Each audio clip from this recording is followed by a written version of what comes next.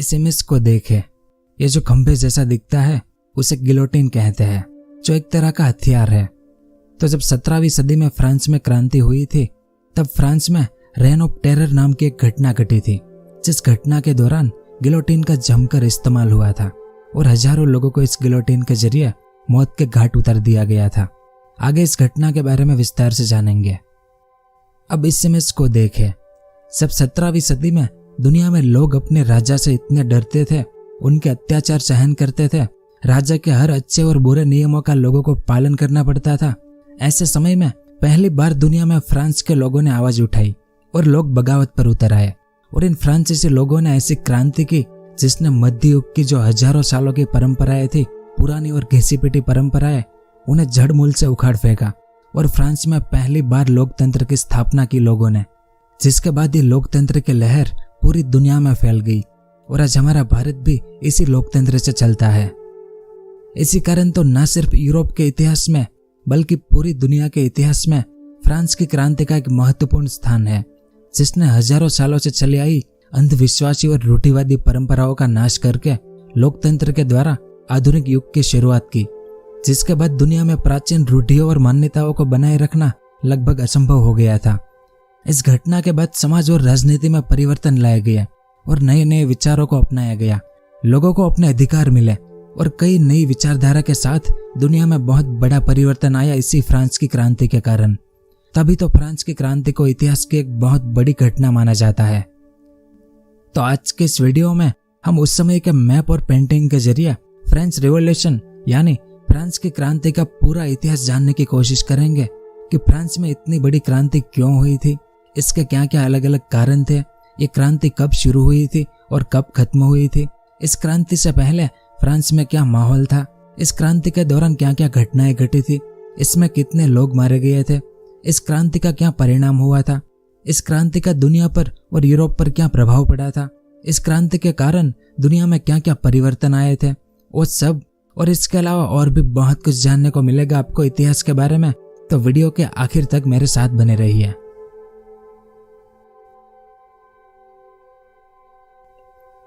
इस मैप को देखें। ये यूरोप का मैप है 16वीं सदी का, जिसमें ये वाला है फ्रांस।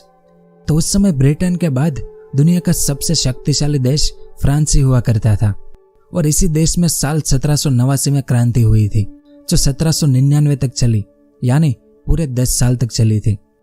लेकिन क्रांतियां कभी अचानक से नहीं होती, कभी कभार एक छोटी सी घटना बारूद से भरे गोडाउन में विस्फोट का काम कर देती है। तो फ्रांस की क्रांति में भी ऐसा ही हुआ था। क्रांति रूपी बारूद का गोडाउन तो लगभग 2 सदियों से भरा पड़ा था। सिर्फ 1789 की कुछ घटनाओं ने इस गोडाउन में विस्फोट करवा दिया। तो फ्रांस की क्रांति किसी एक कारण से नहीं हुई थी, ना ही यह क्रांति सिर्फ अत्याचार और असमानता के विरोध में हुई थी। इस क्रांति के पीछे राजनीतिक, सामाजिक, आर्थिक, प्रशासनिक और बौद्धिक जैसे अनेकों कारण थे। तो सबसे पहले हम फ्रांस में जो क्रांति हुई थी वो किन किन कारणों से हुई थी वो जानते हैं, ताकि आगे आपको समझने में आसानी हो। तो सबसे पहला था फ्रांस के राजनीतिक कारण। अब उस जमाने में फ्रांस में निरंकुश शासन की एक अजीब परंपरा कायम हो गई थी। क्रांति से पहले फ्रांस पर बुर्बो राजवंश का शासन था। तो साल 1643 में 14वें लुई फ्रांस के राजा बने। ये उनकी इमेज है। इन्होंने साल 1715 तक फ्रांस पर राज किया और इनके शासनकाल में फ्रांस यूरोप में सबसे शक्तिशाली देश बन गया था, क्योंकि इन्होंने युद्ध कर करके फ्रांस की सीमाओं का विस्तार किया। इस कारण फ्रांस के इतिहास में इस राजा को सबसे महान राजा माना जाता है। लेकिन इन्होंने फ्रांस का पूरा पावर अपने हाथ में ले लिया, जिसके बाद फ्रांस में कोई भी ताकत ऐसी ना रह पाई जो किसी तरह इस राजा का विरोध कर सके। यानी राजा की इच्छा ही कानून था और ये राजा कहा करता था कि मैं ही राज्य हूँ, ईश्वर ने मुझे शासन करने के लिए भेजा है। अब ये राजा था तो होनहार, तभी तो इसने फ्रांस पर निरंकुश शासन करना शुरू किया था। लेकिन दूसरी ओर इस 14वें लुई ने इतने युद्ध किए कि जिससे फ्रांस की आर्थिक स्थिति बिगड़ गई और इन्होंने अपने शासन के दौरान वर्साई का भव्य महल भी बनवाया, जिसके बाद फ्रांस पर भारी कर्जा हो गया और ये फ्रांस का कर्ज चुकाया इससे पहले ही इनकी मौत हो गई। तो फिर इनकी मौत के बाद 15वें लुई फ्रांस के राजा बने 1715 में। यह उनकी इमेज है। इन्होंने लगभग अगले 60 सालों तक फ्रांस पर शासन किया, लेकिन ये राजा एकदम आलसी और विलासी था और ऊपर से इनके मंत्री भी वैसे ही निकले, आलसी और अयोग्य, फिर अपने शासन में इस राजा ने 7 ईयर वॉर शुरू किया ब्रिटेन से, जो 1756 से लेकर 1763 तक चला था, जिसमें फ्रांस को बहुत बड़ी आर्थिक हानि उठानी पड़ी। फ्रांस की तिजोरियां एकदम खाली हो गई और फ्रांस कर्जे में डूब गया। यानी फ्रांस के राजा और उनके मंत्रियों का विलासी जीवन और युद्धों के कारण फ्रांस की आर्थिक स्थिति निरंतर बिगड़ती गई, जिसे सुधारने का बिल्कुल भी प्रयास नहीं किया इन आलसी राजा और उनके मंत्रियों ने, जिस कारण आम जनता की हालत दिन ब दिन बिगड़ती जा रही थी और फिर इनकी भी मौत हो गई। और 1774 में लुई 16वां फ्रांस का अंतिम राजा बना। यह उनकी इमेज है। तो इन्हीं के शासन में फ्रांस में क्रांति हुई थी, क्योंकि जब यह फ्रांस का राजा बना तब इनकी उम्र सिर्फ 20 साल की थी। इस कारण फ्रांस जैसे बड़े साम्राज्य पर शासन करने के लिए न इनके पास जरूरी शिक्षा थी और न ही ज्यादा अनुभव था, और उम्र कम होने के कारण यह राजा फ्रांस के प्रभावशाली लोगों की बातों में बहुत जल्दी आ जाता था। और ऊपर से यह राजा फ्रांस की राजधानी पेरिस से 12 मील दूर वर्साई के शानदार राजमहल में रहता था। यह वर्साई का महल है जो 8 किलोमीटर में फैला हुआ था। यह महल यूरोप के अन्य राजाओं के महलों की तुलना में बहुत ही भव्य और शानदार था। यहाँ सैकड़ों मेहमान रहते थे और हजारों की संख्या में नौकर थे। महल में रंगरेलियों की भरमार थी और इस राजमहल पर हर साल करोड़ों रुपए खर्च किए जाते थे। और इस बिनजरूरी खर्च के कारण फ्रांस के लोग इस राज दरबार को देश के सत्यानाश की जड़ मानते थे। अब यह राजा लुई अपना ज्यादा समय इसी महल में बिताता था। इस कारण राजा को अपनी जनता की कठिनाइयों का पूरा पता भी नहीं था। यानी राजा की उदासीनता से ही फ्रांस की जनता इसे नफरत करने लगी थी। फिर इनकी शादी हुई इस ऑस्ट्रिया एम्पायर की राजकुमारी अंतवानेट के साथ। ये उसकी इमेज है। तो जब यह रानी बनी तब तो सब कुछ ठीक था, लेकिन जैसे जैसे समय बीतता गया वैसे वैसे फ्रांस के राजा लुई 16वें पर रानी का प्रभाव बढ़ता गया। यानी ये रानी जैसा कहती थी वैसा ही ये राजा करने लगा, या फिर राजा को मजबूरन करना पड़ता था, जो बाद में फ्रांस के लिए प्राण घातक साबित हुआ। दूसरी ओर रानी अंतवानेट काफी सुंदर महिला थी और बहुत ही होनहार भी थी, लेकिन रानी बनने के बाद यह जरूरत से ज्यादा खर्च करने लगी थी। जैसे इस इमेज को देखे, ये अपने लिए महंगे महंगे परफ्यूम बनवाती थी, जैसे परफ्यूम दुनिया में कहीं पर भी नहीं मिलते थे, और वो हर दिन नया ही ड्रेस पहनती थी। और इस रानी का आचरण भी ठीक नहीं था। यानी रानी बनने के बाद धीरे धीरे इसमें घमंड और अहंकार की मात्रा बढ़ती गई और ये भोग विलास में डूबती चली गई। इस कारण जल्द ही पूरे फ्रांस में यह आलोचना का विषय बन गई, क्योंकि जो देश इतने कर्जे में डूबा हो, जिसकी आर्थिक स्थिति इतनी खराब थी, जिस देश की जनता का हाल बेहाल हो, उस देश की रानी अगर इतना पैसा खर्च करे तो जनता को थोड़ी पसंद आएगा। और ऊपर से यह रानी जिस देश की राजकुमारी थी, इस ऑस्ट्रिया की, वो फ्रांस का दुश्मन देश था। इस कारण भी फ्रांस के लोगों को यह रानी पसंद नहीं थी और लोग रानी को हमेशा घृणा की नजर से देखते थे। अब इस मैप को देखें, ये फ्रांस का मैप है। तो जैसे आज हमारा भारत अलग अलग राज्यों का समूह है, वैसे ही फ्रांस भी उस समय 13 अलग अलग पार्लिमाओं का समूह था, जिसमें यह पेरिस की पार्लिमा मुख्य पार्लिमा थी। लेकिन इन सभी पार्लिमाओं में समानता का अभाव था। कहने को यह सभी पार्लिमा केंद्रीय शासन पेरिस की पार्लिमा के अंतर्गत थी और हर पार्लिमा के लिए एक अलग अलग मंत्री नियुक्त किया जाता था, जो केंद्र के आदेश अनुसार अपनी पार्लिमा की शासन व्यवस्था चलाता था। लेकिन पेरिस की केंद्रीय शासन की कमजोरी का लाभ उठाकर इन बाकी पार्लिमाओं के मंत्री अपनी मर्जी मुजब अपनी अपनी पार्लिमाओं में शासन करने लगे थे।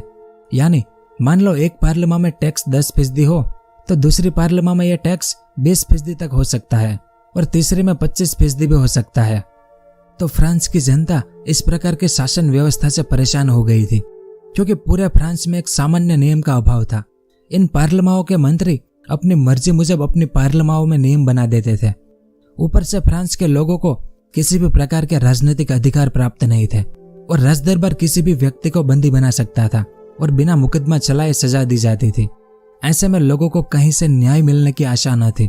कानून और नियम केवल विशेष अधिकार प्राप्त लोगों की सहायता के लिए ही थे, जिसमें देश के अमीर लोग, पादरी और मंत्री जैसे कुछ गिने चुने लोग ही आते थे। तो ऐसी स्थिति में क्रांति होना लाजमी था, लेकिन अभी तक लोग संगठित नहीं हुए थे। इस कारण सब कुछ ऐसे ही चल रहा था। दूसरा था सामाजिक कारण। तो उन दिनों फ्रांसीसी समाज मुख्यतः 3 वर्गों यानी 3 एस्टेट में विभाजित था। जैसे इस इमेज को देखें, यह पहला एस्टेट है जिसमें चर्च के पादरी और धर्म अधिकारी आते थे। इस वर्ग को विशेष अधिकार प्राप्त था, क्योंकि क्रांति से पहले यह पहला वर्ग फ्रांस का सबसे उच्च समाज माना जाता था, जिस कारण यह वर्ग काफी अमीर और शक्तिशाली बन गया था। अब उस समय फ्रांस की आबादी कुछ 2.5 करोड़ के आसपास का अनुमान है, जिसमें से सिर्फ 1% लोग ही इस पहले एस्टेट में आते थे। फिर भी फ्रांस की 10% जमीन इन लोगों के अधिकार में थी, जिससे इन्हें काफी कमाई होती थी।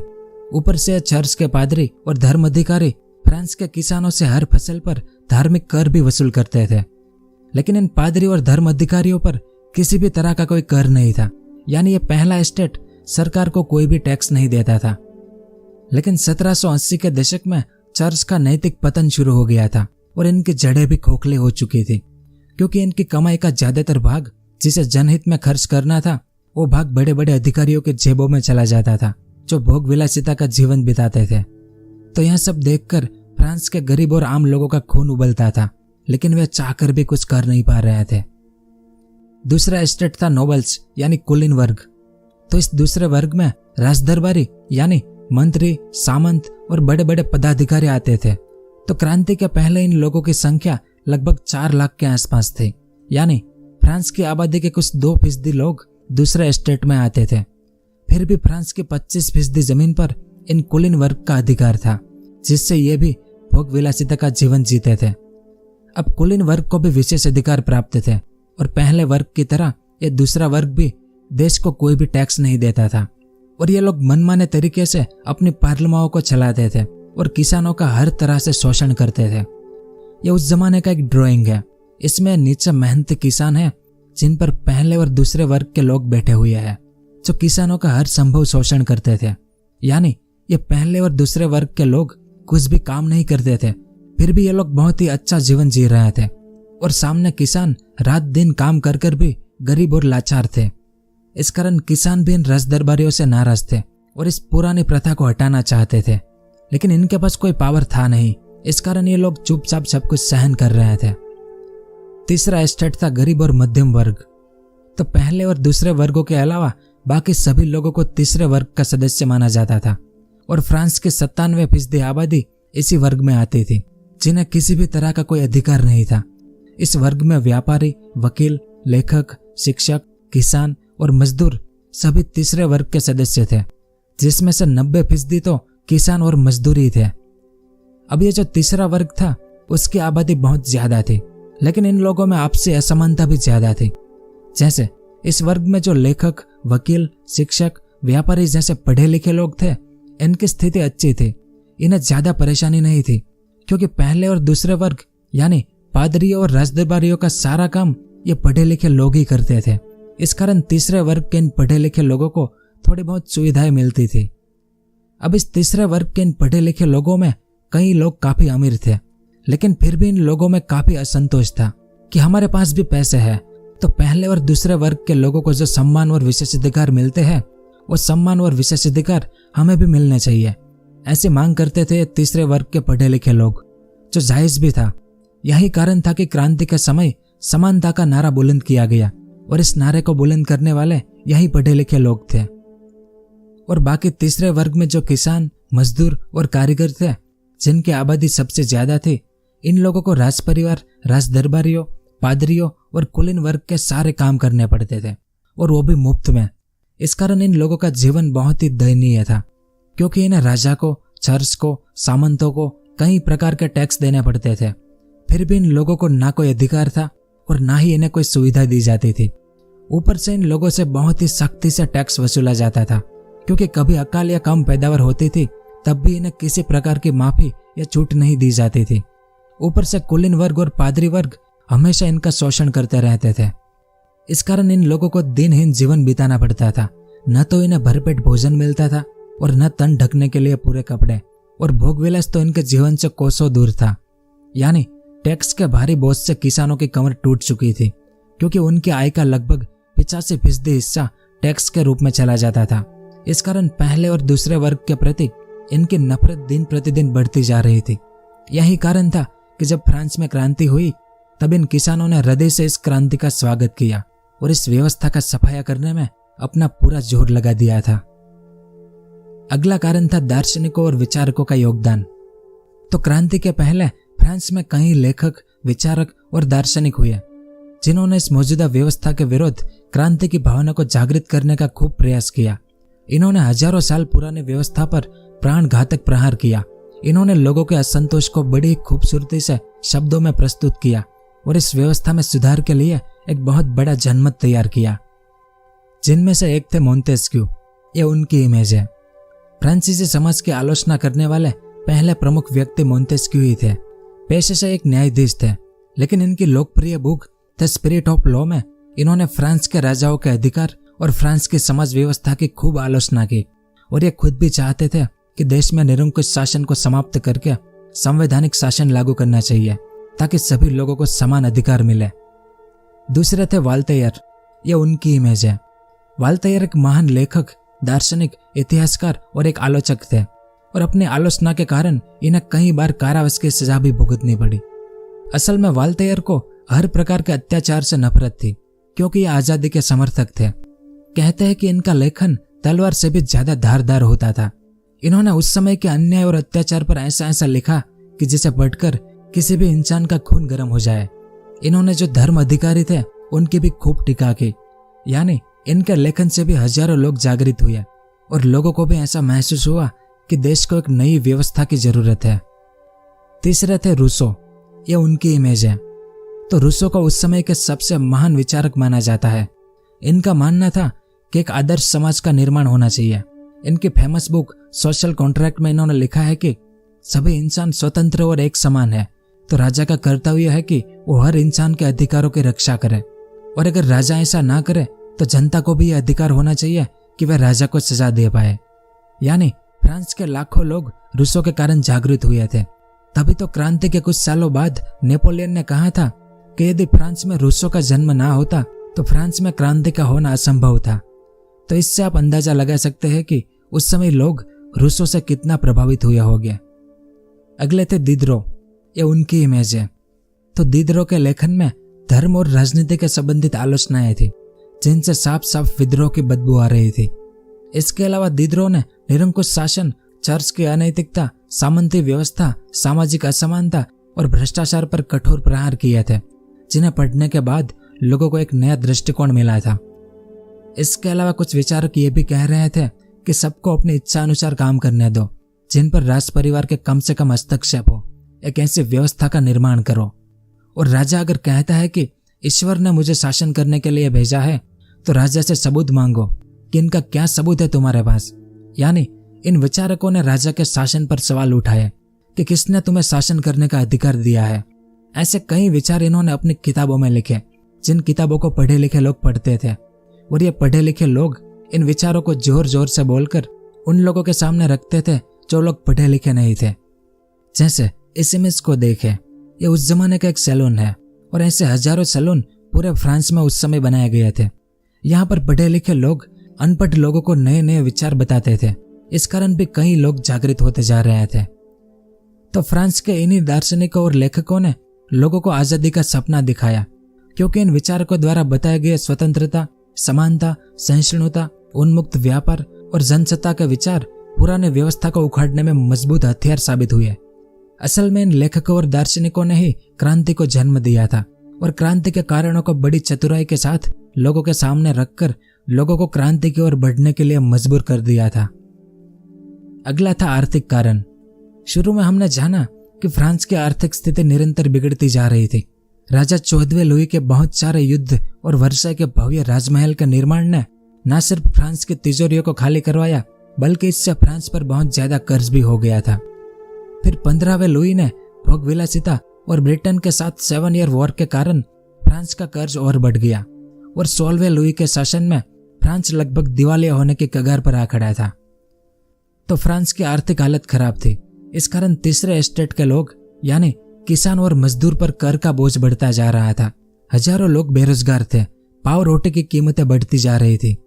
इस कारण राजा लुई ने तुरंत तुर्गोत को, यह उनकी इमेज है, तो इन्हें फ्रांस का वित्त मंत्री बनाया गया, क्योंकि तुर्गोत उस जमाने के प्रसिद्ध अर्थशास्त्री और राजनीतिज्ञ थे। इन्होंने लगभग 2 साल तक इस पद पर रहते हुए फ्रांस की आर्थिक स्थिति को सुधारने का खूब प्रयास किया। इन्होंने देश के उद्योग और व्यापार को बढ़ाने के लिए लोगों को तरह तरह की सुविधाएं दिलवाने की कोशिश की और बहुत भारी कर यानी टैक्स लोगों पर जो लादे गए थे उन्हें भी कम करने की कोशिश की। इसके अलावा फ्रांस के दिवालियेपन को दूर करने के लिए तुर्गोत ने राजा लुई के सामने 2 ऑप्शन रखे, जिसमें पहला था सरकारी खर्च में कमी करना और दूसरा था सार्वजनिक धन की वृद्धि करना। फिर उस समय फ्रांस सरकार की आय को बढ़ाने के लिए कृषि, उद्योग और व्यापार पर जो तरह तरह के प्रतिबंध लादे गए थे उसे भी कम करने की जरूरत थी। तो तुर्गोत ने यह सब अच्छे से किया, जिससे सरकार की आय में काफी बढ़ोतरी भी हुई। लेकिन इससे फ्रांस के वे सभी लोग तुर्गोत के दुश्मन बन गए जो अब तक सरकार के खर्चे से ही भोगविलासी जीवन जी रहे थे, जिसमें राजा के मंत्री, चर्च के पादरी और फ्रांस के बाकी अमीर लोग भी शामिल थे, जो सरकार के पैसे पर ही जी रहे थे। इन्हें देश के लिए कोई भी काम नहीं करना था, बस सरकार के पैसे पर भोगविलासी जीवन जीना था। तो जब तुर्गोत ने सरकारी खर्च को कम कर दिया, तब ये सभी लोग मिलकर तुर्गोत को सत्ता से हटाना चाहते थे, क्योंकि तुर्गोत ने काफी अच्छा काम किया था। इन्होंने खाद्य पदार्थ के व्यापार पर लागू प्रतिबंधों को हटाकर अनाज के व्यापार में काफी छूट दी, जिससे लोगों को नए नए उद्योग खोलने का प्रोत्साहन मिला था। इसके अलावा तुर्गोत ने कोरवी नामक कर को भी समाप्त कर दिया, जिसके तहत फ्रांस के किसानों को मुफ्त में सड़कों पर काम करना पड़ता था, जिसे किसान घृणा की नजर से देखते थे। इस कारण तुर्गोत ने इन किसानों को मजदूरी देना शुरू करवाया। और पहले फ्रांस का जो कुलीन वर्ग था, यानी अमीर लोग और बड़े बड़े जमींदार थे, वे किसी भी तरह का कोई कर नहीं देते थे। सिर्फ फ्रांस के किसान, मजदूर और गरीब लोग ही कर देते थे। तो तुर्गोत ने कुलीन वर्ग और जमींदारों पर भी एक समान कर लगा दिए। और आखिर में जब साल 1776 में तुर्गोत ने कई विशेष अधिकारों को समाप्त करने के लिए करों में कमी करना, नमक कर हटाना, किसानों को आर्थिक सहायता प्रदान करना जैसे कई प्रस्ताव राजा के सामने रखे, जिससे फ्रांस को कर्ज मुक्त किया जा सके। लेकिन फ्रांस के जिन लोगों को ऐसे विशेष अधिकार मिल रहे थे, जिसमें मंत्री, अमीर लोग और पादरी, वे सब तुर्गोत के खिलाफ हो गए और इन सब ने मिलकर रानी अंतवानेत को अपने पक्ष में कर लिया। यानी रानी और इन सभी लोगों ने मिलकर राजा लुई पर दबाव डाला कि आप तुर्गोत को मंत्री पद से हटा दो। ऐसे में राजा लुई अपनी रानी की बात को नहीं टाल सका और मजबूरन अपने योग्य मंत्री तुर्गोत को हटाना पड़ा। तो तुर्गोत के बाद नेकर को फ्रांस का वित्त मंत्री बनाया गया। ये उनकी इमेज है। इन्होंने भी फ्रांस की आर्थिक स्थिति को सुधारने की कोशिश की, लेकिन इन्होंने आम लोगों के जो असंतोषजनक सामाजिक प्रश्न थे, इन्हें हल करने की बिल्कुल भी कोशिश नहीं की। यानी फ्रांस के आम लोग, जिसमें किसान, मजदूर और गरीब लोग थे, उनके लिए नेकर ने कोई भी काम नहीं किया। अब इस मैप को देखें। यह पिंक कलर में ब्रिटेन है और ये ब्लू कलर में फ्रांस, जो उस समय यूरोप की सबसे बड़ी ताकतें थी। लेकिन ये दोनों एक दूसरे के दुश्मन भी थे। अब यहाँ पर है अमेरिका, जो उस समय ब्रिटेन का गुलाम था।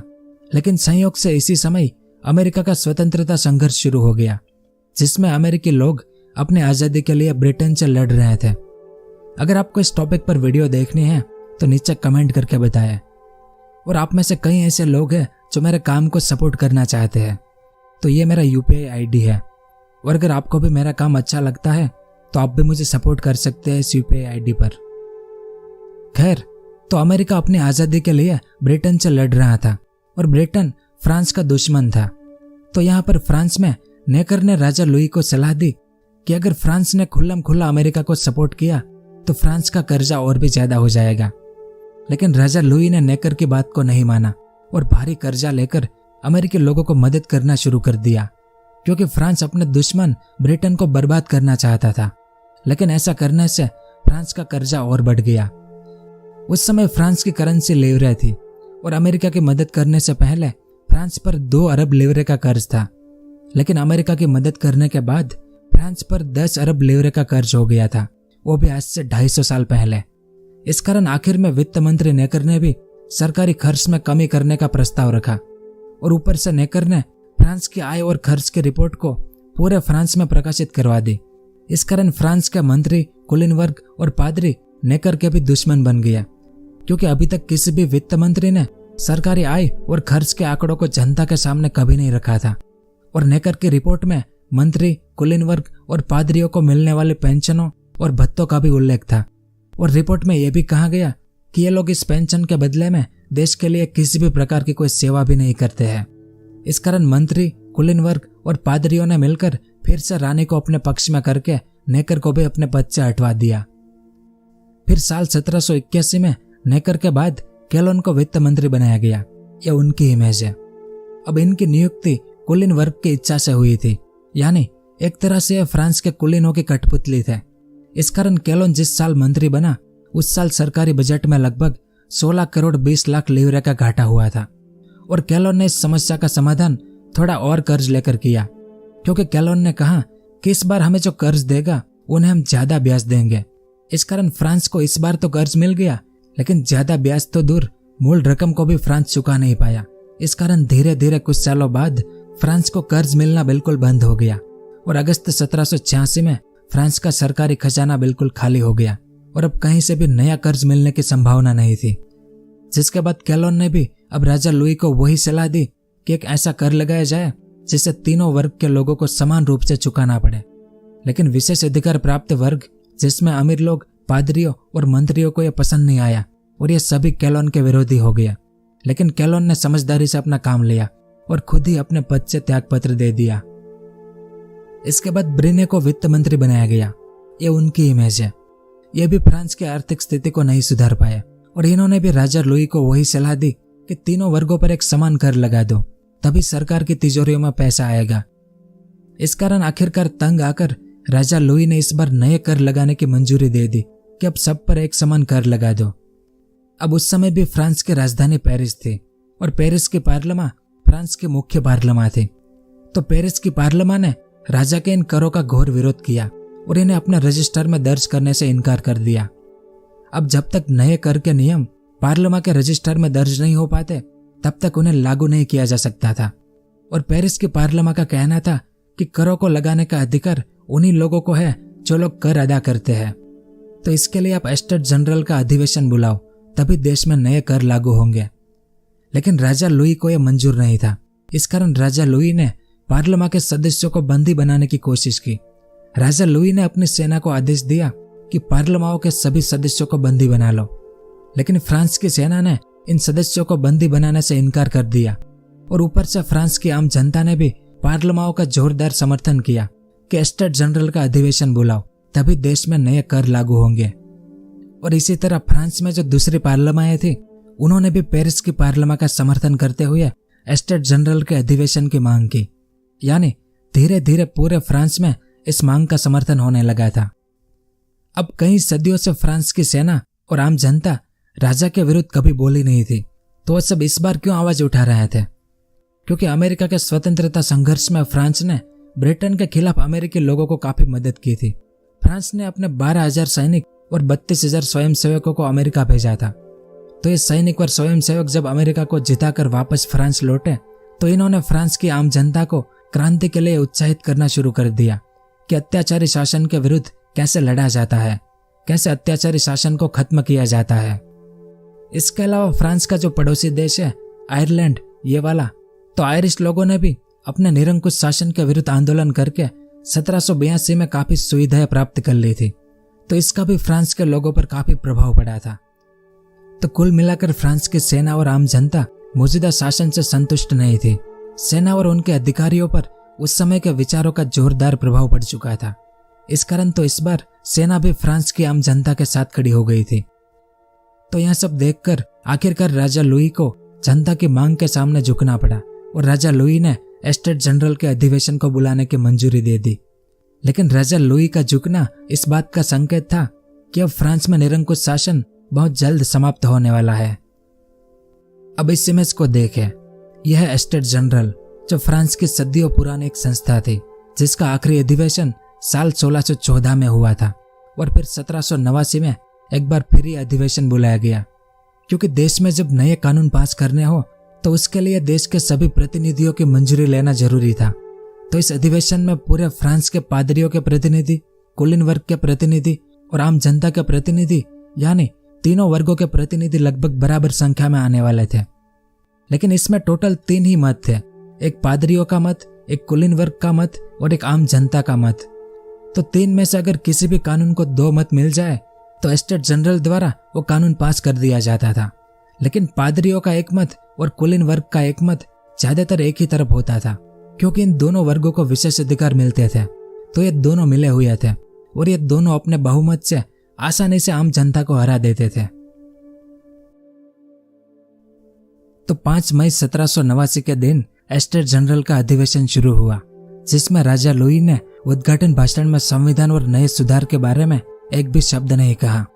राजा ने सिर्फ इसी बात पर जोर दिया कि देश की विषम आर्थिक स्थिति को सुधारने के लिए एस्टेट जनरल को बुलाया गया है, और राजा को विश्वास था कि एस्टेट जनरल नए करों को मंजूरी देकर शांति से अधिवेशन समाप्त कर देगी।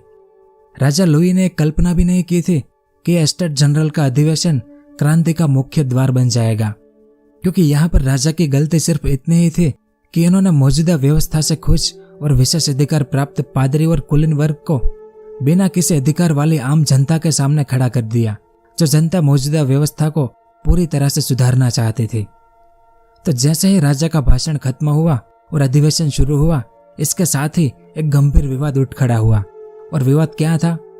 कुछ पादरी और कुलीन वर्ग के प्रतिनिधि पुरानी व्यवस्था को बरकरार रखना चाहते थे, जबकि तीसरे वर्ग के प्रतिनिधि पादरी और कुलीन वर्ग के विशेष अधिकारों को समाप्त करने पर अड़ा हुआ था। अब इस विवाद को सुलझाए बिना अधिवेशन कोई भी फैसला नहीं ले सकता था। तो दुर्भाग्यवश 6 मई को यह संघर्ष शुरू हुआ, जो जून के अंत तक चलता रहा। इस दौरान आम जनता के प्रतिनिधि रोज इस अधिवेशन में आते थे, इस उम्मीद के साथ कि देश में नए सुधार हो जाए। लेकिन पादरी और कुलीन वर्ग के प्रतिनिधि अधिवेशन में नहीं आते थे, और जब तक तीनों वर्ग के प्रतिनिधि साथ न आए तब तक अधिवेशन खत्म करना नामुमकिन था। तो धीरे धीरे समय बीतता जा रहा था और कुछ 5 सप्ताह बीत गया, लेकिन अधिवेशन आगे नहीं बढ़ पा रहा था। इस कारण तंग आकर आम जनता के प्रतिनिधियों ने अगले महीने यानी 13 जून के दिन पादरी और कुलीन वर्ग के प्रतिनिधियों को आखिरी बार निमंत्रण भेजा कि अगर आप कल अधिवेशन में नहीं आए तो आपके बिना ही अधिवेशन का काम शुरू कर दिया जाएगा। लेकिन फिर भी पादरी और कुलीन वर्ग के सभी प्रतिनिधि अगले दिन अधिवेशन में नहीं आए। इस कारण 17 जून को आम जनता के प्रतिनिधियों ने एक महत्वपूर्ण कदम उठाते हुए अपने आप को राष्ट्रीय महासभा घोषित कर दिया, यानी नेशनल असेंबली, जो स्पष्ट रूप से एक क्रांतिकारी कदम था, क्योंकि अब ये एक तरह से फ्रांस की सरकार बन गई और ये 20 जून को शपथ लेने वाले थे। लेकिन राजा लुई और पादरी और कुलीन वर्ग को यह मंजूर नहीं था। इस कारण राजा लुई ने 20 जून को आम जनता के प्रतिनिधियों का जो सभा भवन था उसमें ताला लगवा दिया, और जब ये आम जनता के प्रतिनिधि सभा भवन में बैठने आए तो दरवाजे पर इन्हें ताला मिला। अब आम जनता के प्रतिनिधियों को कहीं ना कहीं अपना अधिवेशन करना जरूरी था, और सभा भवन के बगल में ही एक टेनिस खेलने की जगह थी। तो आम जनता के प्रतिनिधि उस टेनिस कोर्ट में गए और यहीं पर इन्होंने अपना अधिवेशन किया, जहां पर इन्होंने शपथ ली कि वे अपनी बैठकें जारी रखेंगे, और जब तक देश के लिए एक संविधान ना बने तब तक हम चैन से नहीं बैठेंगे। इस कारण इतिहास में इस घटना को टेनिस कोर्ट की शपथ के नाम से जाना जाता है, और कई इतिहासकार फ्रांस की क्रांति की शुरुआत भी इसी घटना को मानते हैं, क्योंकि एस्टेट जनरल के एक वर्ग ने खुद को राष्ट्रीय महासभा घोषित करके अब संविधान बनाने की घोषणा कर दी थी कि एक संविधान बनाया जाए जिसके द्वारा राजा की शक्तियों को सीमित कर दी जाए और राजा और जनता के अधिकार निश्चित कर दिया जाए, और संविधान को सभी लोगों पर समान रूप से लागू किया जाए। तो टेनिस कोर्ट की शपथ के बाद आम जनता के प्रतिनिधियों ने अपने देश फ्रांस के लिए संविधान बनाने का काम शुरू कर दिया, जिसके लिए इन्होंने एक संविधान समिति भी बनाई। अब यह राष्ट्रीय सभा संविधान बना रही थी, तो आखिर में इन्होंने अपना नाम भी बदल दिया। पहले जो राष्ट्रीय सभा यानी नेशनल असेंबली नाम था, उसे बदलकर इन्होंने अपना नाम संविधान सभा यानी कॉन्स्टिट्यूएंट असेंबली रख दिया। यानी एक तरफ आम जनता के प्रतिनिधि अपने देश फ्रांस के लिए संविधान बनाने की राह पर चल पड़े थे, लेकिन दूसरी तरफ राजा लुई पर दबाव डाला गया पादरी, कुलीनों और रानी के द्वारा कि अब जल्द से जल्द संविधान सभा को रोक दो। अब राजा लुई के पास और कोई रास्ता था नहीं, तो राजा लुई ने इस संविधान सभा को दबाने के लिए विदेशों से भाड़े पर बहुत से सैनिक मंगवाए और उन्हें राजधानी पेरिस और वर्साई के महल में तैनात किया गया। अब राजा ने विदेशी सैनिक क्यों मंगवाए थे? क्योंकि फ्रांस की सेना तो आम जनता के साथ में थी, इस कारण राजा को विदेशों से भाड़े पर सैनिक मंगवाने पड़े। इसके अलावा राजा लुई ने 11 जुलाई को वित्त मंत्री नेकर को भी अपने पद से हटा दिया, क्योंकि नेकर भी आम जनता के पक्ष में थे। लेकिन नेकर इस समय तक जनता में काफी लोकप्रिय हो चुके थे, क्योंकि नेकर भी कई ऐसे सुधार करना चाहते थे जो आम जनता भी चाहती थी। ऐसे में नेकर को जब अपने पद से हटाया गया तो आम जनता को ऐसा लगा कि अब राजा लुई कोई बड़ा कदम उठाने वाला है, क्योंकि पेरिस में विदेशी सैनिक भी दिख रहे थे। तो लोगों को लगा कि अब यह मुसीबत हम पर भी टूट पड़ेगी। और दूसरी ओर आम जनता के जो लीडर थे, उनमें से कुछ लीडरों ने आम जनता को भड़काना शुरू किया कि हमारा वित्त मंत्री नेकर को पद से हटाया गया, यह हमारे लिए खतरे की घंटी है, और राजा ने हम देशभक्तों और क्रांतिकारियों को खत्म करने के लिए विदेशी सैनिकों को भी बुलाया है, तो हमें भी हथियार उठाने होंगे। यानी एक तो माहौल गर्म था और ऊपर से आम जनता के लीडरों ने ऐसी ऐसी बातें फैलाई, जिसका परिणाम यह निकला कि लोग हथियार की खोज में निकल पड़े। और 14 जुलाई तक में राजधानी पेरिस की सड़कों पर हजारों लोग हथियार के साथ घूम रहे थे। और इसी दिन यानी 14 जुलाई को पेरिस की उत्तेजित भीड़ ने बेस्टिल नाम के प्राचीन किले पर हमला बोल दिया। अब इस किले का सैनिक दृष्टिकोण से कोई भी महत्व नहीं था, लेकिन जेल के रूप में यह काफी बदनाम हो चुका था और यह किला राजा के अत्याचार का प्रतीक समझा जाता था। इस कारण इस किले पर हमला करके क्रांतिकारी लोग राजा को जनता की शक्ति का परिचय दे देना चाहते थे, और कुछ ही घंटों में इस भीड़ ने इस किले पर कब्जा कर लिया। अब यह घटना वैसे तो सामान्य सी है, लेकिन इस घटना का बहुत बड़ा राजनीतिक महत्व है इस क्रांति में, क्योंकि दूसरी बार आम जनता ने फ्रांस के निरंकुश शासन पर विजय प्राप्त की थी। और इसी घटना के बाद संविधान सभा भी खुद को ज्यादा मजबूत महसूस करने लगी, क्योंकि इसी दिन जनता ने लगभग क्रांति पर अपना नियंत्रण कर लिया था। और इसी दिन यानी 14 जुलाई को राष्ट्रीय अवकाश का दिन घोषित कर दिया गया, और फ्रांस के बोर्बन राजाओं के जो पुराने सफेद झंडे थे, उनकी जगह पर लाल, सफेद तथा नीले रंग का नया तिरंगा झंडा फहराया गया। तभी से फ्रांस हर 14 जुलाई को अपना स्वतंत्रता दिवस मनाता है, क्योंकि फ्रांस के लिए यह दिन आजादी से कम नहीं था। पिछले कई सदियों से ये लोग अलग अलग राजाओं और सामंतों के दबाव में जी रहे थे। तो इससे आप अंदाजा लगा सकते हैं कि यह दिन आम जनता के लिए कितना महत्वपूर्ण रहा होगा। खैर, तो राजधानी पेरिस में कुछ ऐसा माहौल था, और पेरिस में बेस्टिल किले के पतन के बाद तो फ्रांस के अलग अलग हिस्सों में भी क्रांति की लहरें उठने लगी। फ्रांस के गांव कस्बों में किसानों ने कानून अपने हाथ में ले लिया, और कई कुलीन और सामंतों के कागजात को जला डाला, और कईयों के साथ मारपीट भी शुरू कर दी, क्योंकि अभी तक ये कुलीन और सामंत जैसा व्यवहार आम जनता के साथ कर रहे थे, अब ऐसा ही व्यवहार आम जनता इनके साथ करने लगी थी। और जुलाई के अंत तक क्रांतिकारियों का यह काम ऐसे ही आगे बढ़ता गया। अब ये आम जनता के प्रतिनिधि संविधान बना रहे थे। तो 4 अगस्त के दिन एस्टेट जनरल में तीनों वर्गों की फिर से सभा हुई। लेकिन अब पादरी और कुलीन वर्ग को यह अच्छे से पता चल गया था कि अगर हमें इस देश में रहना है तो हमें अपने विशेष अधिकार को खत्म करना ही होगा। अगर हम ऐसा नहीं करेंगे तो यह आम जनता हमसे यह विशेष अधिकार छीन लेगी। तो इस डर के कारण कि ऐसा कुछ हो, इससे पहले ही पादरी और कुलीन वर्ग ने सामने से ही अपने विशेष अधिकारों को समाप्त कर दिया। और गांव कस्बों में जो पादरी थे, उन्होंने भी किसानों से कर लेना बंद कर दिया। इसके अलावा धर्म के नाम पर लोगों से अभी तक जो कर वसूला जाता था, उसे भी समाप्त कर दिया गया। तो इस तरह से 4 अगस्त के दिन यह अधिवेशन चलता रहा, और लगभग ऐसे 30 अलग अलग फरमान जारी किए गए, जिनके परिणाम स्वरूप अचानक एक ऐसी सामाजिक क्रांति हो गई जिसकी किसी ने कल्पना भी नहीं की थी। यहाँ पर फ्रांस के सभी लोगों को भी समान रूप से राजकीय सेवा देना तय हुआ।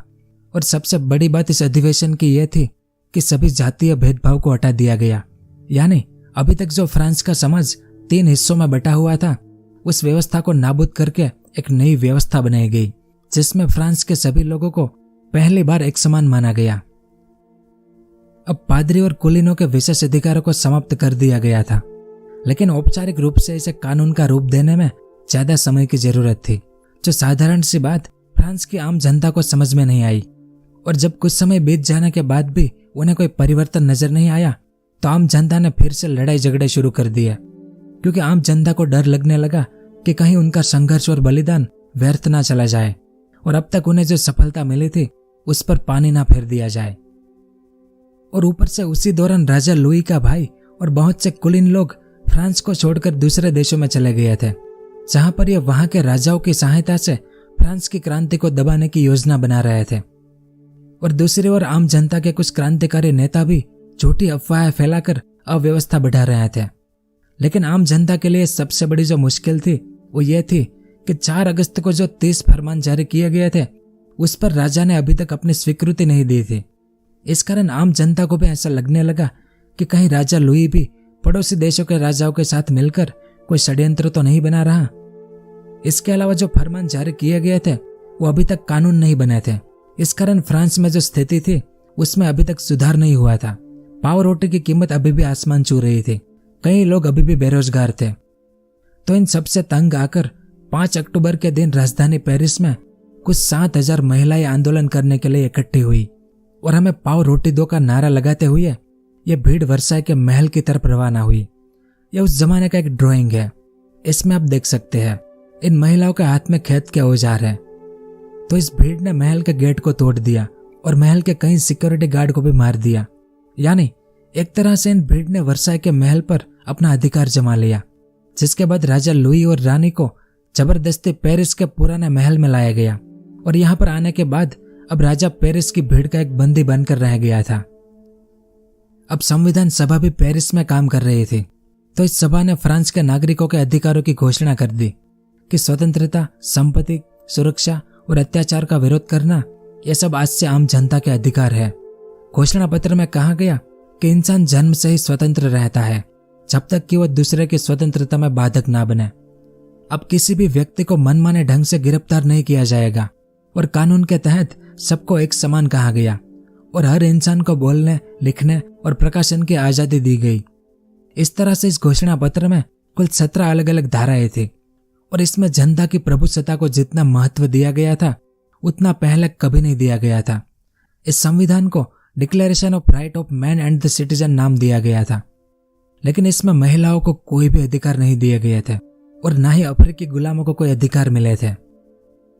खैर, तो इस घोषणा पत्र में एक अच्छी शासन प्रणाली की स्थापना करने के लिए जिन राजनीतिक, संवैधानिक और सामाजिक अधिकारों की आवश्यकता होती है उन सबका उल्लेख किया गया था और यह मनुष्य मात्र के अधिकारों की घोषणा थी। दुनिया के किसी भी भाग में लोग इसे लागू कर सकते थे। यानी फ्रांस ने अपनी इस घोषणा के द्वारा अपने पड़ोसी निरंकुश राजाओं को बहुत बड़ी चुनौती दे दी थी। तो इसके बाद जैसे जैसे समय बीतता गया वैसे वैसे संविधान में कई संशोधन किए गए और साल 1791 में यह संविधान बनकर तैयार हो गया। ये उसकी इमेज है। तो फ्रांस के इतिहास में यह पहला लिखित संविधान था।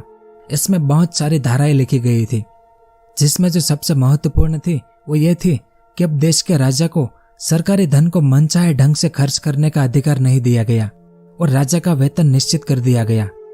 और राजा को एक अधिकार यह भी दिया गया कि अगर संविधान सभा कोई कानून पास करती है और वो कानून अगर राजा को पसंद ना आए तो राजा उस कानून को 4 साल तक लागू होने से रोक सकता है। तो इस तरह से संविधान बनकर तैयार हो गया और राजा लुई ने विवश होकर इस नए संविधान को स्वीकार कर लिया। इसके अलावा इस संविधान में अभी तक धर्म के नाम पर चर्च को जो संपत्ति मिल रही थी उस संपत्ति को राष्ट्र की संपत्ति घोषित कर दी गई। देश में पादरियों की संख्या घटाकर लगभग आधी कर दी गई और पादरियों का वेतन भी निश्चित कर दिया गया। यानी अब पादरी भी एक तरह से देश के कर्मचारी बन गए।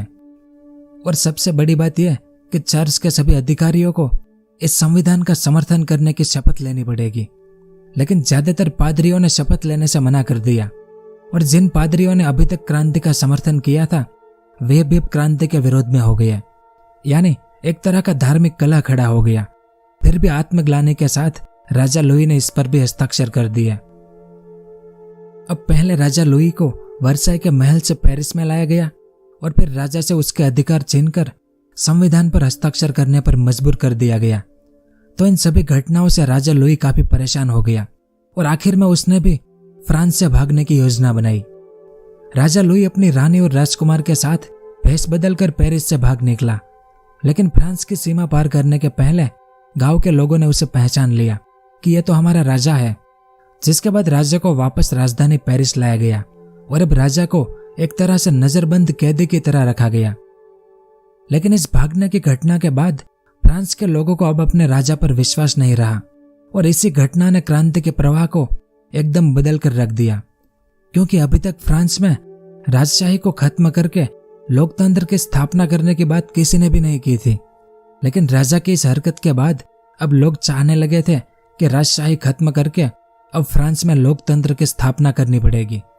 तो इस तरह से अब फ्रांस में गणतंत्रवाद का प्रारंभ हुआ। फिर इसके बाद 1 अक्टूबर 1791 के दिन नई विधानसभा का अधिवेशन शुरू हुआ। लेकिन इसमें पादरियों ने संविधान के प्रति शपथ लेने से इनकार कर दिया और फ्रांस के कुछ हिस्सों में पादरियों के नेतृत्व में हजारों लोगों ने विद्रोह कर दिया। इन्होंने राष्ट्रीय रक्षकों को मार भगाया, जिसके बाद फ्रांस में गृह युद्ध शुरू हो गया। अब यह गृह युद्ध पादरियों के कारण शुरू हुआ था, तो संविधान सभा ने उन पादरियों को गिरफ्तार करने का आदेश दे दिया, लेकिन राजा ने इस गिरफ्तारी को मंजूरी नहीं दी। इस कारण लोगों का राजा के प्रति अविश्वास थोड़ा और बढ़ गया और राजा लुई जनता में और बदनाम होने लगा। अब इस दौरान बहुत से कुलीन वर्ग के लोग फ्रांस छोड़कर भाग गए थे, तो अब इन कुलीनों के साथ साथ कई पादरी भी फ्रांस से भागने लगे। उस समय इन सभी को भगोड़ा कहा गया था, लेकिन ये सभी भगोड़े फ्रांस की पूर्वी सीमा के उस पर, यानी इस ब्लू कलर वाले प्रशिया के इस भाग में इन भगोड़ों ने लगभग 20,000 सैनिकों की सेना तैयार कर ली। और इतना ही नहीं, इन्हें इस ऑस्ट्रिया और इस प्रशिया के राजाओं का समर्थन भी प्राप्त था। तो अब ये दूसरे देश के राजा फ्रांस के भगोड़ों की मदद क्यों कर रहे थे? क्योंकि फ्रांस में अगर क्रांति सफल होगी तो क्रांति का यह तूफान इनके देश में भी आएगा और इनके देश में भी राजशाही खत्म हो जाएगी। तो ऐसा ना हो, इस कारण दूसरे देश के राजा इन भगोड़ों की मदद कर रहे थे ताकि फ्रांस की क्रांति को रोकी जा सके। लेकिन इस तरफ फ्रांस में संविधान सभा ने इन भगोड़ों के विरुद्ध भी एक फरमान जारी किया कि आप लोग वापस फ्रांस लौट आए और आप अपनी सेनाएं भी भंग कर दो, और अगर आपने ऐसा नहीं किया तो आपकी सारी संपत्ति यहाँ पर जब्त कर ली जाएगी और आपके साथ शत्रुओं जैसा व्यवहार किया जाएगा। लेकिन राजा लुई ने इस बार भी मंजूरी नहीं दी और राजा के इस कदम ने क्रांतिकारियों को और अधिक भड़का दिया, क्योंकि अब देश का राजा अपनी मनमानी कर रहा था। देश के पादरी और कुलीन वर्ग के लोग देश से भागकर अपनी अपनी सेना बना रहे थे, जिसमें इस ऑस्ट्रिया का राजा इन पादरी और कुलीनों की मदद कर रहा था। ऐसे में देश की जनता भड़क उठी थी। तो 20 अप्रैल 1792 के दिन फ्रांस की संविधान सभा ने इस ऑस्ट्रिया के विरुद्ध युद्ध की घोषणा कर दी। अब संविधान सभा अभी अपने पैरों पर खड़ी भी नहीं हुई थी कि युद्ध शुरू हो गया, जिस युद्ध के लिए संविधान सभा के पास ना कोई ढंग की योजना थी और ना ही बड़ी सेना थी। इस कारण शुरुआत में फ्रांस को भारी हानि उठानी पड़ी और फ्रांस को हार का सामना भी करना पड़ा। और ऊपर से संविधान सभा के 2 फरमान, एक भगोड़ों को सजा देना और दूसरा इस युद्ध के दौरान राजधानी पेरिस की रक्षा के लिए 20,000 सैनिकों की व्यवस्था करने के फरमान निकाले गए थे। लेकिन राजा लुई ने दोनों को रद्द करवा दिया। इस कारण पेरिस की जनता फिर से भड़क उठी और 20 जून 1792 के दिन इस जनता ने राजमहल पर धावा बोल दिया और राजा को फरमान पर हस्ताक्षर करने को कहा। लेकिन राजा ने हस्ताक्षर करने से मना कर दिया, जिसके बाद जनता राजा को अपमानित करके वापस लौट आई।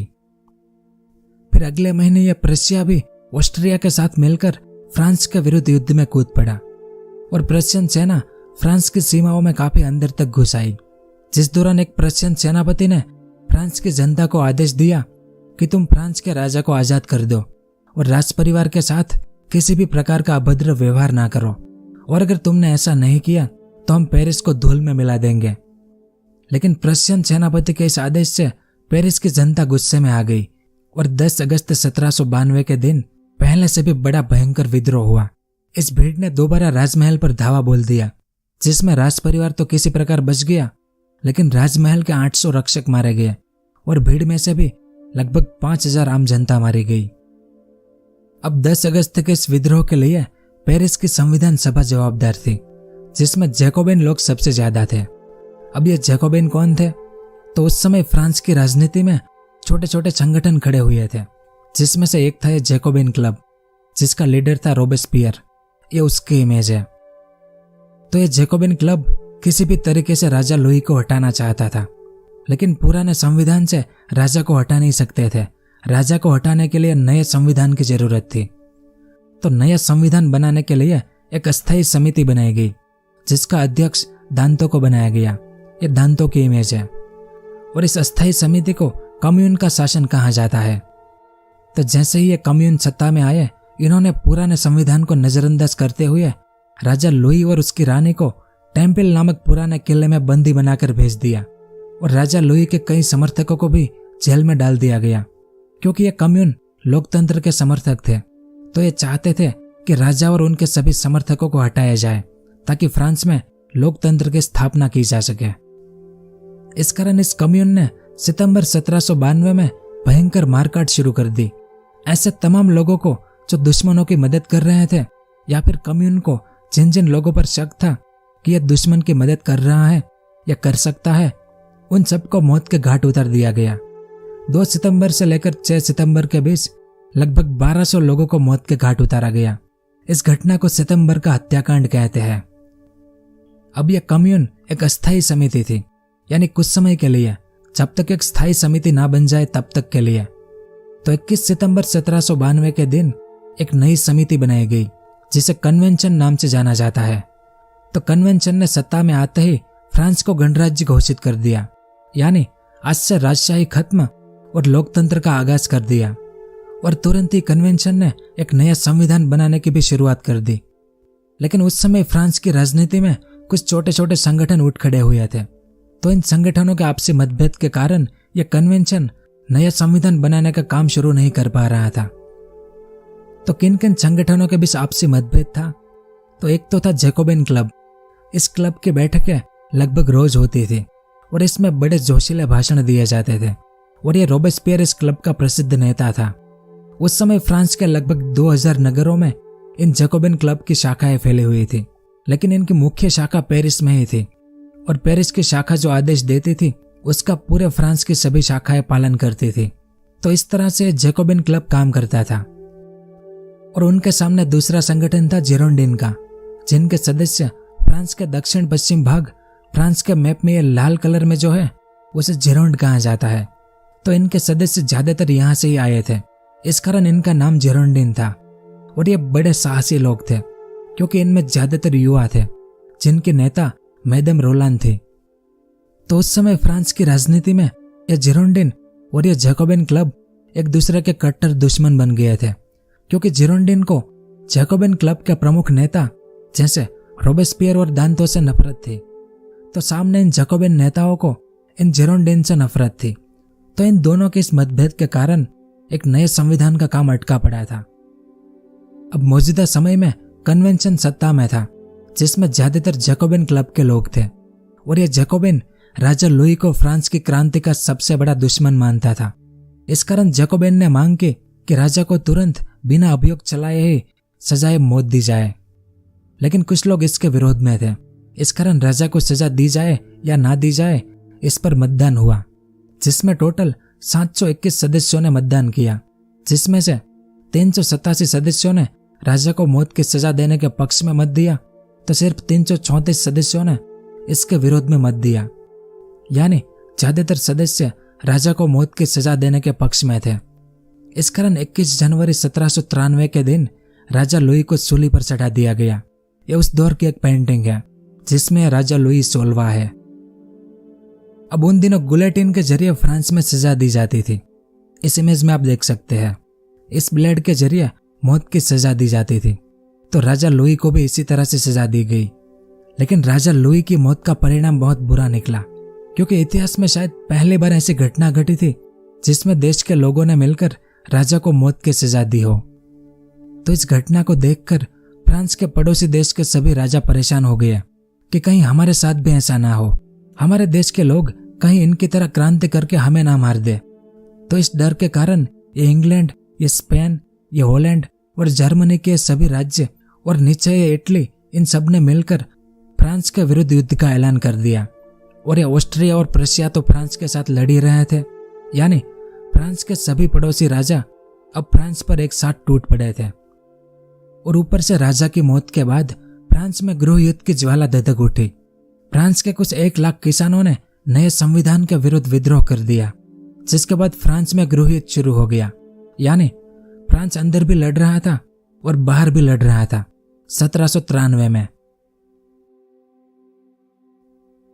अब पिछले साल कम्यून जब सत्ता में आई थी, जिसमें जैकोबिन क्लब के प्रमुख नेता थे, तब इन्होंने सितंबर हत्याकांड किया था और 1200 लोगों को मौत की सजा दी थी। तो जिरोंडिन संगठन इसके लिए जैकोबिन के नेताओं को सजा दिलवाना चाहता था, लेकिन मौजूदा सत्ता यानी कन्वेंशन ने मंजूरी नहीं दी। इस कारण इन जिरोंडिन लोगों ने विद्रोह करते हुए कन्वेंशन भवन को घेर लिया। लेकिन कन्वेंशन ने इसे रोकने के लिए जिरोंडिन नेताओं की गिरफ्तारी का आदेश दे दिया। पर इस आदेश के बाद फ्रांस के जो लोग जिरोंडिन के फेवर में थे, ऐसे तमाम लोगों ने कन्वेंशन सरकार के विरुद्ध हथियार उठा लिए। यानी फ्रांस में जो गृह युद्ध चल रहा था वो अब धीरे धीरे बड़ा होता जा रहा था। लेकिन इस बड़े होते हुए गृह युद्ध से कन्वेंशन सरकार परेशान होती जा रही थी, क्योंकि इनकी सत्ता खतरे में आ गई थी। इस कारण कन्वेंशन ने जल्दी से एक नया संविधान बना डाला। ये उसकी इमेज है जो 1793 के संविधान के नाम से प्रसिद्ध हुआ।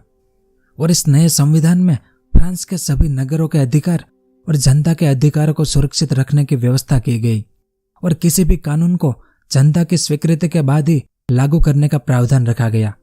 और फ्रांस में 21 साल से बड़े हर युवक को मतदान करने का अधिकार दिया गया।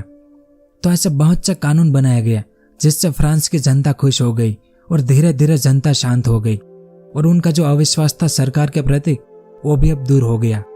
यानी इस नए संविधान से फ्रांस एक भयंकर गृह युद्ध से बच गया था। लेकिन फ्रांस के लिए जो सबसे बड़ी मुसीबत थी वो अभी खत्म नहीं हुई थी। पड़ोसी देशों से इनका जो युद्ध चल रहा था वो अभी भी जारी था। इस कारण कन्वेंशन सरकार ने फ्रांस की सेनाओं का पुनर्गठन किया और नई सेना ने पड़ोसी देशों की सेना से युद्ध करना शुरू किया और इन्हें रोकने में भी यह कामयाब रही। मतलब युद्ध तो अभी जारी ही था, पर फ्रांस की सेना अब दुश्मनों को मुंहतोड़ जवाब दे रही थी। अब फ्रांस के भीतर कन्वेंशन की जो सरकार थी वो ये चाहती थी कि सरकार के सभी विरोधियों को और उनके सभी नेताओं को खत्म कर दिया जाए, ताकि ऐसे लोग दोबारा गृह युद्ध जैसे हालात ना पैदा करें। तो इसके लिए राजधानी पेरिस के 2 सार्वजनिक चौकों में गिलोटिन खड़े किया गया, जिसमें हर रोज अनेकों लोगों को मौत की सजा दी गई। और 31 अक्टूबर 1793 के दिन तो एक साथ 21 जिरोंडिन नेताओं को भी गिलोटिन पर चढ़ाया गया, जिसमें मदाम रोलान भी शामिल थे। और यहीं पर 16 अक्टूबर को फ्रांस की रानी जो अभी तक जेल में थी उसे भी चूल्हे पर चढ़ाया गया था। और ऐसा न सिर्फ पेरिस में बल्कि फ्रांस की जो प्रांतीय राजधानियां थी वहां पर भी प्रतिदिन कई लोगों को सूली पर चढ़ाया जाता रहा, जिसमें ज्यादातर लोग ऐसे थे जिन्होंने या तो क्रांति का नेतृत्व किया था या फिर क्रांति को सफल बनाने में अपने प्राणों की बाजी लगा दी थी। यानी इसमें कई देशभक्त लोगों को भी सजा दी गई थी। और कन्वेंशन ने इन लोगों को यह कहते हुए सजा दी कि ये लोग लोकतंत्र के दुश्मन हैं। अब कुछ लोग जरूर थे लोकतंत्र के दुश्मन, लेकिन कई निर्दोष लोगों को भी मौत की सजा दी गई, क्योंकि इनमें कुछ व्यक्तिगत तो कुछ राजनीतिक लाभ छिपे हुए थे। इस कारण इस घटना को रेन ऑफ टेरर यानी आतंक का राज्य कहा जाता है, जिसमें सबसे बड़ा हाथ इस रोबेस्पियर का था, जिसने फ्रांस के सभी छोटे छोटे राजनीतिक संगठनों को धर्म विरोधी बताकर उन्हें बंदी बना लिया और 24 मार्च 1794 के दिन उन सभी को गिलोटिन पर चढ़ा दिया गया। यानी अब फ्रांस में कोई भी राजनीतिक संगठन था नहीं। तो इसके बाद 5 अप्रैल से लेकर 27 जुलाई तक यानी लगभग 100 दिन तक रोबेस्पियर ने फ्रांस पर एक तानाशाह की तरह शासन किया। इस दौरान रोबेस्पियर ने फ्रांस के बहुत सारे चर्च को तोड़वा दिया और बहुतों पर हमेशा के लिए ताला लगवा दिया। इसके अलावा इस दौरान रोबेस्पियर ने उन सभी लोगों को गिलोटिन पर चढ़ाना शुरू कर दिया जो उनके लिए खतरनाक थे या भविष्य में खतरनाक हो सकते थे। यानी रोबेस्पियर ने इन 100 दिनों में लगभग 16,000 लोगों को मौत की सजा दी थी। लेकिन यही घटना उनके पतन का कारण भी बनी, क्योंकि रोबेस्पियर कई छोटे बड़े लोगों को मौत की सजा दे रहा था। तो कन्वेंशन सरकार के नेताओं को भी अब अपनी मौत का डर सताने लगा। तो ऐसा कुछ हो इससे पहले ही कन्वेंशन के नेताओं ने रोबेस्पियर को खत्म करने का निश्चय कर लिया और 27 जुलाई 1794 की रात रोबेस्पियर और उनके सभी साथियों को बंदी बना लिया गया और उसी रात इन सबको गिलोटिन पर चढ़ा दिया गया। तब जाकर फ्रांस में आतंक का राज्य यानी रेन ऑफ टेरर का अंत हुआ था। फिर इसके बाद फ्रांस के भीतर तो सब शांत सा नजर आ रहा था, लेकिन सीमा पर फ्रांस अभी भी अपने पड़ोसियों से युद्ध में उलझा हुआ था। लेकिन तब तक में यानी साल 1795 तक में कन्वेंशन ने फ्रांस के लिए एक नया संविधान तैयार कर लिया। यह उसकी इमेज है। इसका निर्माण भी लोकतंत्र के सिद्धांतों पर किया गया था और इसमें मानव अधिकारों के साथ साथ मनुष्य के कर्तव्य पर भी प्रकाश डाला गया, जो एक बिल्कुल नई बात थी। लेकिन इसमें फ्रांस के शासन का सर्वोच्च अधिकार एक डायरेक्टरी को सौंपा गया। यानी 26 अक्टूबर 1795 को कन्वेंशन ने अपने को भंग कर दिया और 27 अक्टूबर 1795 से डायरेक्टरी का शासन शुरू हुआ फ्रांस में, जिसने 1799 तक शासन किया था।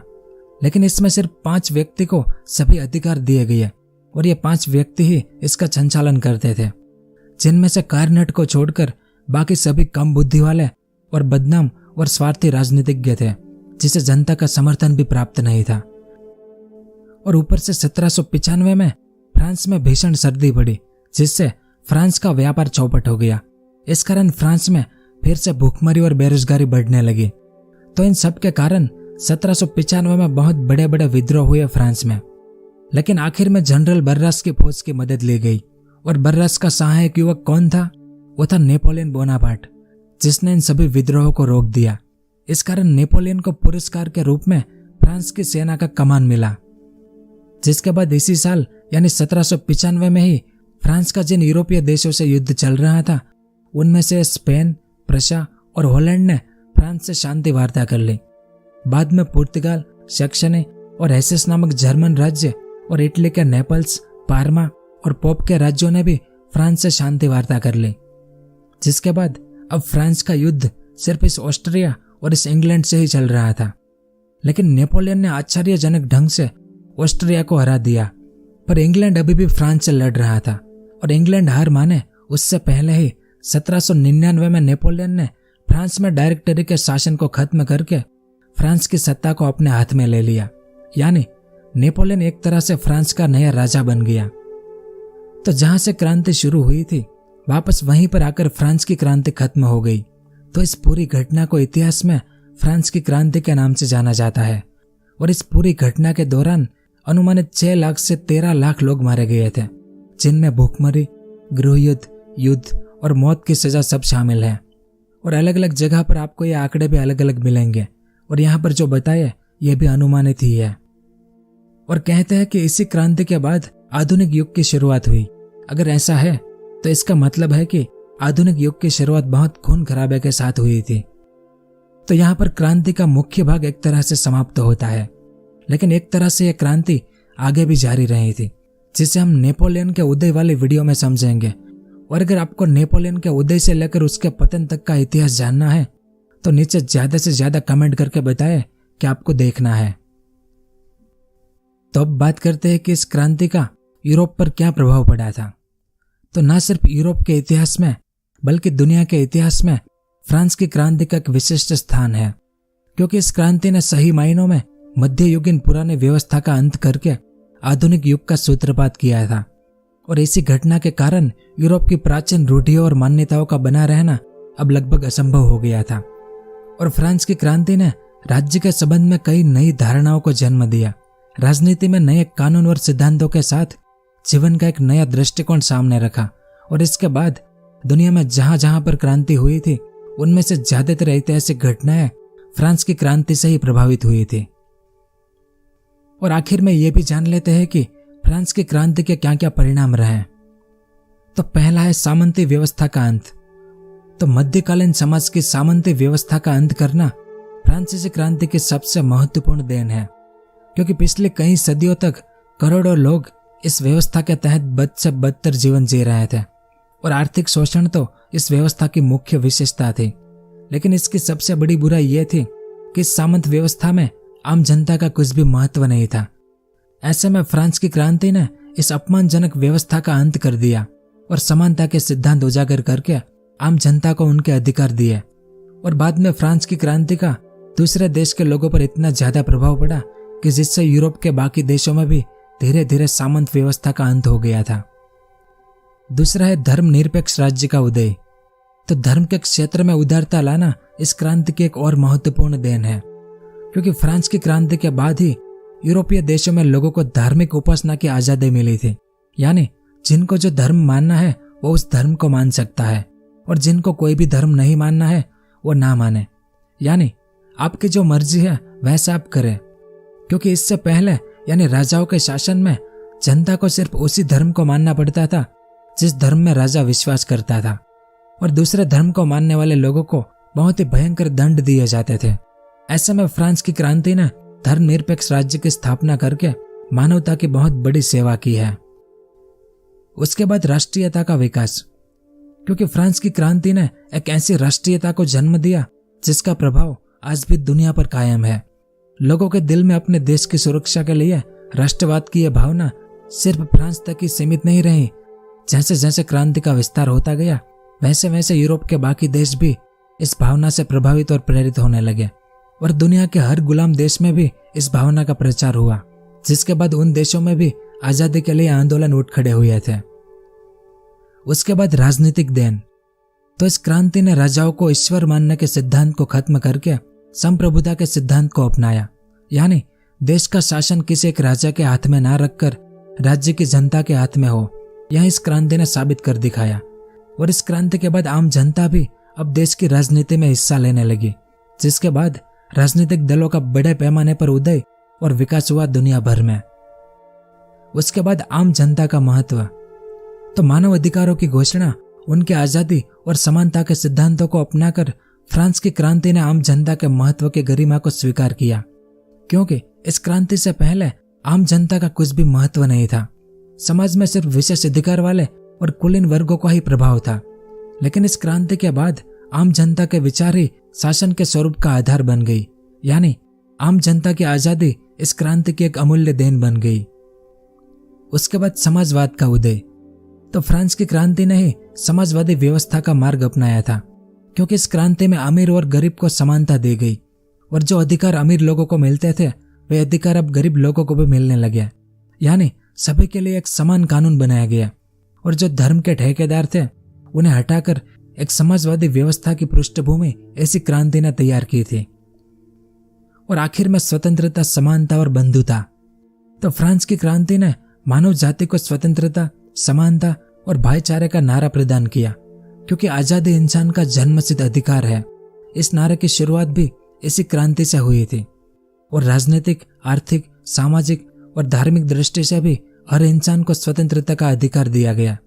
और इसी तरह भाषण, लेखन, प्रेस तथा जानमाल की सुरक्षा जैसे अधिकार भी इसी क्रांति ने दिए, यानी जीवन के सभी दृष्टिकोण से इंसान को समानता के समान अधिकार दिए गए, जिसमें सभी को न्याय मिलना सबसे बड़ी बात है।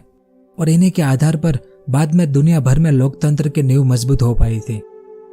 तो कुछ इस तरह से फ्रांस की क्रांति ने दुनिया को प्रभावित किया था। तो यह सब कुछ था इस वीडियो में। आपको ये वीडियो कैसा लगा नीचे कमेंट करके जरूर बताएं, और वीडियो पसंद आया हो तो इसे एक लाइक जरूर करें। पूरा वीडियो देखने के लिए आपका बहुत बहुत धन्यवाद।